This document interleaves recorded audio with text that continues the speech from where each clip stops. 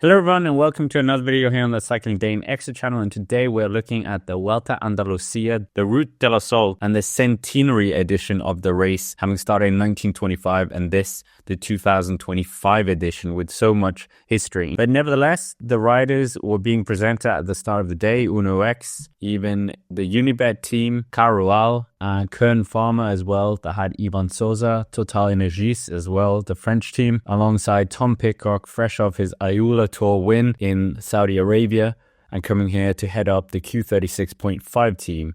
And of course, we've got a video with Tom Pidcock himself over on the Cycling Day in Action channel, so why not check that out? And that was just after his Al Ula Tour victory that I saw him in Spain. UAE Team Emirates will also bring a very strong team here, including Tim Wellens, but the race organizers were getting the race underway, and before long we had a breakaway, and on the first climb, this breakaway started to form, and this included the road race champion of Uruguay, Guillermo Thomas Silva of Carual, and the former Maglia Rosa wearer Andreas Leknesson of UNOX Mobility. This break fought very valiant for the Mountains jersey points on offer, but before long it was the 23 Uruguayan and Andreas Leknesson from Tromsø who were forming a duo up towards the front. This was being chased, but it seemed like the Norwegian and the man from Uruguay would be the two riders that the rest would be chasing. With less than 50 kilometers to go, we had a break off from the peloton group to make the chase,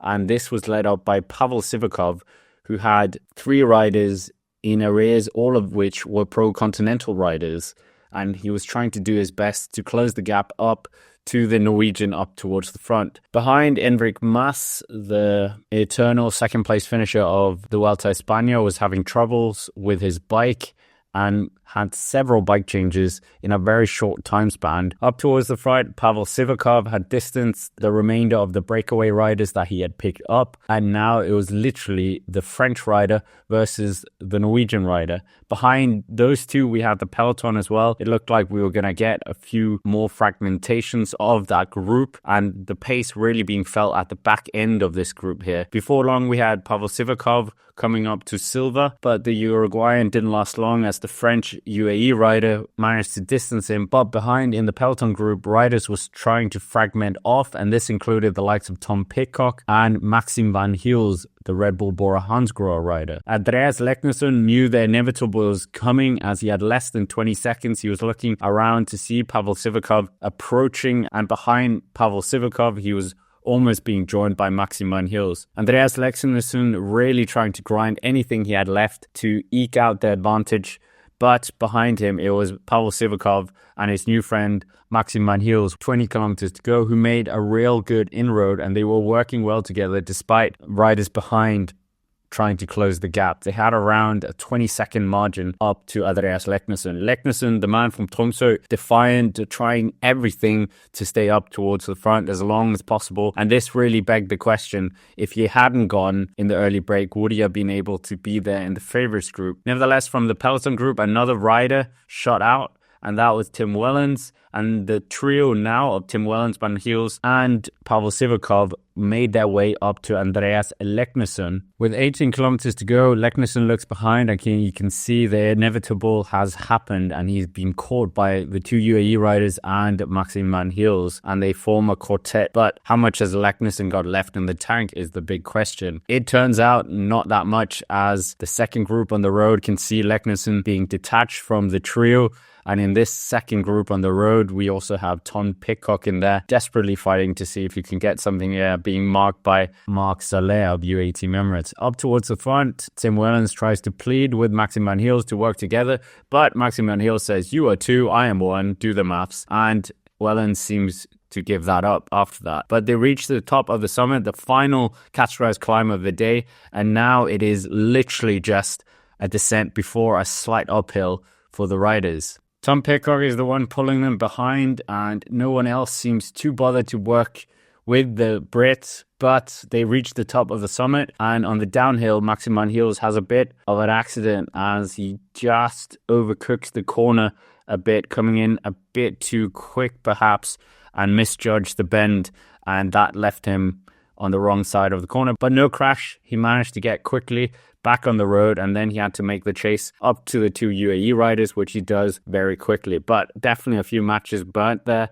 by the Belgian to get up to the two UAE riders. Nevertheless, the chasing group, they are only 15 seconds behind, and it seems like they're working fairly well together. Tom Pidcock definitely having done a huge effort in that group, but it's still the bogey rider of Marc Soler being in there is definitely hampering the riders. When we then shoot back to the first group, we can see Maxime Van Heels does work with the two riders, Pavel Sivakov and Tim Wellens, but he isn't too happy to give a long turn, as it's still 2 versus 1. You can see that the Red Bull Bora Hansgrohe rider on the radio as well. What should he do here? What would you do in this situation? It does seem like he's just happy to put them a bit under pressure when he can here on their descent, but they are working fairly well with 7 kilometers to go, and they build up a gap of around 26 seconds here. The second chasing group a bit further behind, and you can see at this point here, are they playing mind games here?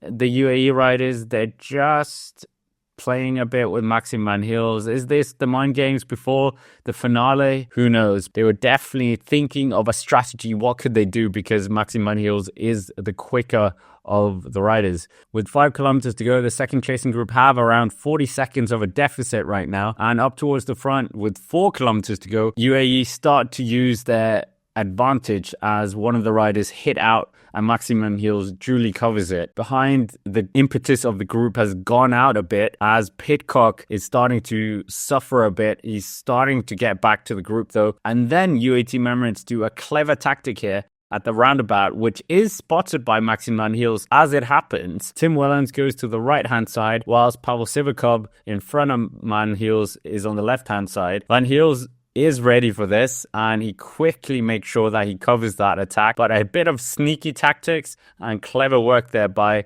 UAE team members to try and utilize that advantage in numbers that they have. Van Heels covers it, and then once again, the speed is absolutely down to 0 here from that attack. He looks around, making sure that all the moves are covered. Pavel Sivakov winds it up here, and that one Van Heels has control of as well. And it's what we spoke of. There's not really that acceleration between the two of these riders. For the second chase group, they come under the 3 kilometers to go banner, and Pidcock is still up here, making sure that he's doing a lot of the work. If you don't succeed at first, try again. That is the tactic of UAE Team Emirates, as they do an almost carbon copy attack around a roundabout, and this once again Maxime Van Heels is alerted to and covers it quite easily once more. And Maxime Van Heels looking so good, the former Lotto rider leaving for Red Bull Bora Hansgrohe, and right now in his first race for the team looked very good. Behind with 2 kilometers to go, Tom Pidcock has found his second wind and is making sure to do as much damage limitation as he could. With under 1 kilometer to go, the front are fairly calm, and it looks like the two UAE riders have run out of ideas and roundabouts. But behind the riders, they've limited it to around 40 seconds, and it just looked like they had given up at this point or run out of energy. Coming into the sprint, and it was Pavel Sivakov moving to the front here. They're thinking maybe Tim Wellens was their best bet. Maxime Van Heels looking very calm, like a track sprint here, looks around with the Red Bull helmet, just making sure that he's policing any move, and Tim Wellens opens it up, and Maxime Van Heels, with that extra acceleration, makes light work of the Belgian or fellow Belgian, and Maxime Van Heels cruises towards the finishing line, not being challenged by either of the two UAE Team Emirates riders, and Maxime Van Heels does the unthinkable and beats the two UAE riders and claims his first victory as a Red Bull Bora Hansgrohe rider, and a good handshake there from Tim Wellens as well at the end. Behind, we can see Marc Soler wins best of the rest in terms of that second group, and we also have Adrian Leknessem coming up towards the line as well, and Pidcock unfortunately finishing last in that group, and that was a bit of a shame considering the amount of work that he did for them to stay so close. The young Igor Areta that we saw in the Klassiker Jaén, he also comes up towards the finishing line. A very strong performance from UAE Team Emirates as a team, despite losing the victory. And we even had our new friend Silva up there as well for Cara Royal. Nevertheless, confirmation of the top 10. Maxime Van Heels wins in front of Tim Wellens and Pavel Sivakov, with Marc Soler finishing in 4th place. So it means a 2-3-4 for UAE Team Emirates. Clermont Berthet in 5th place. Andreas Leknessem, the early breakaway rider, 33 seconds down. Stefan Kras in 7th, and Tom Pidcock 39 seconds down, and Igor Areta, Thomas Geschina coming in for Total Energies to finish up 10th place. But anyways, with that, that's basically it for this video. Make sure to hit the like button, subscribe to the channel if you're new here on the Cycling Dane Extra, and why not check out the video we did with the Klassiker High-End, where we saw Egan Bernal and Wout van Aert for the first time on the gravel, or even that Tom Pidcock video on the Cycling Dane Action. But for now, thank you for watching, and I will see you in the next one.